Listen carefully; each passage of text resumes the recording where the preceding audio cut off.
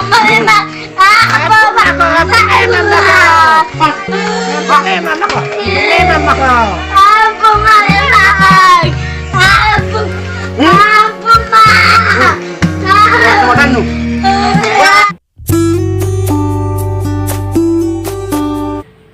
Halo Sobat HDB, kita jumpa lagi.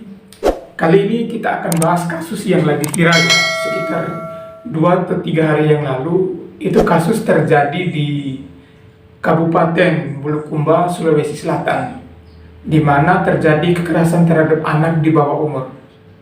Setelah kita telusuri, ya ternyata pelakunya ini bukan ayah dari korban, teman-teman. Seperti yang beredar di luar sana, seperti yang beredar di sosial media maupun di televisi, ia menyatakan bahwa ada seorang ayah yang melakukan penyiksaan terhadap anaknya. Setelah ditelusuri, ternyata bukan, teman-teman. Pelakunya ini adalah paman dari korban.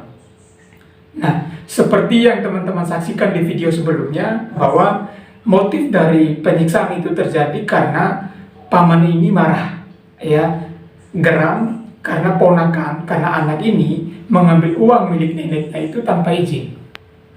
Pertanyaannya, kalau memang benar anak ini melakukan aksinya atau karena mengambil uang milik neneknya itu tanpa izin, kalaupun itu benar, ya saya hanya mau sampaikan, apakah memang harus seperti itu cara mendidiknya?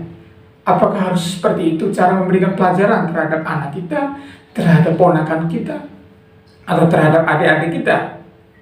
Saya hanya mau menyampaikan seperti ini. Apa yang pamannya lakukan, aksi yang beredar di video ini, itu bukan lagi cara-cara untuk memberikan pelajaran. Itu bukan lagi cara-cara untuk mendidik agar anak ini lebih baik. Tetapi yang terjadi adalah penyiksaan.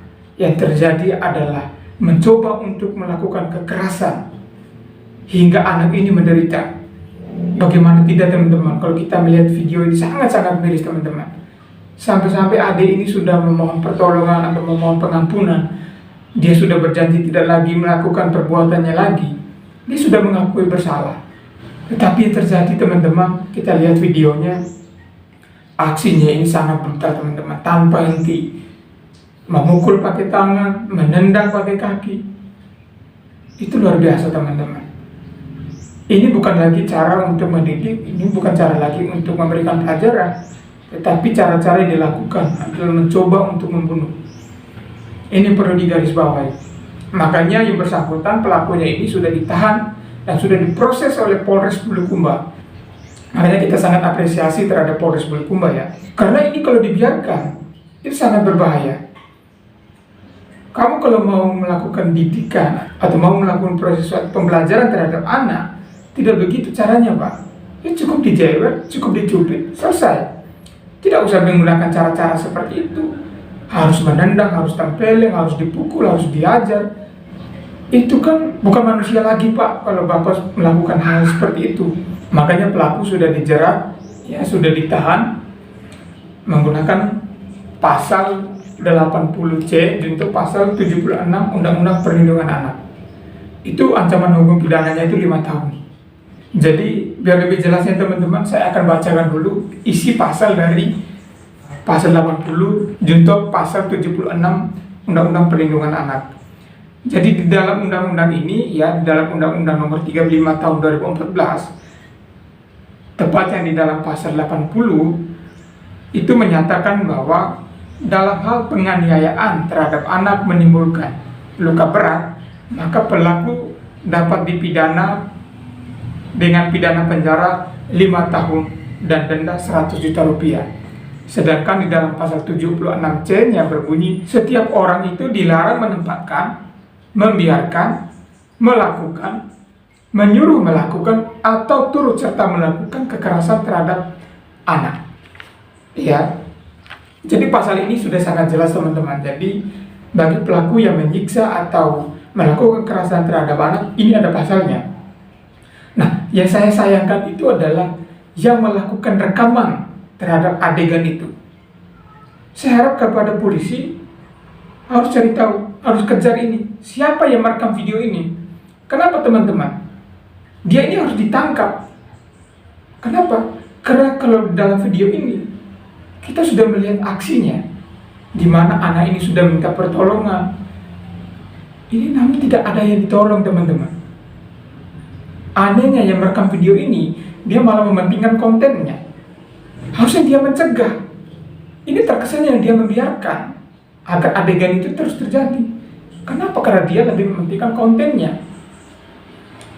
Ya, sekali lagi, bagi pelaku-pelaku yang membiarkan adegan itu terjadi, ini harus dikenakan melalui pasal 76 ini, atau pasal 56 atau pasal 55 Kitab Undang-Undang Hukum Pidana. Itu ada ketentuannya, teman-teman. Jadi hati-hati. Jadi kalau saya bisa mengambil kesimpulan, bagi yang merekam video ini dimanapun kamu berada, kamu bisa dijerat pidana karena kamu telah membiarkan peristiwa pidana yang terjadi di hadapan Anda. Itu tidak boleh.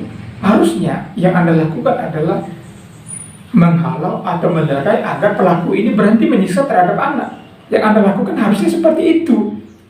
Bukannya Anda lebih mementingkan konten. Apakah Anda membiarkan sampai ada korban jiwa dulu baru Anda melerai? Kan tidak seperti itu pola pikirnya. Makanya saya harap kepada Polres Bulukumba agar kejar ini siapa-siapa pelaku yang terlibat, termasuk yang merekam video ini. Ya, demikian teman-teman. Saya harap kita sebagai netizen harus kawal kasus ini agar semua pelaku yang terlibat itu diproses dan dihukum, teman-teman. Ya, agar tidak ada lagi pelaku-pelaku di luar sana yang kalau misalkan mau mendidik atau memberikan pelajaran terhadap anak, terhadap cucu, atau terhadap adik-adiknya menggunakan cara-cara kekerasan seperti yang dipertontonkan ini. Itu adalah cara-cara biadab atau cara-cara yang tidak bermoral itu. Oke, teman-teman, saya harap kita akan kawal terus Polres Bulukumba agar menangkap semua pelaku-pelaku yang terlibat. Demikian dulu, terima kasih. Sampai jumpa di video berikutnya. Salam sehat, teman-teman.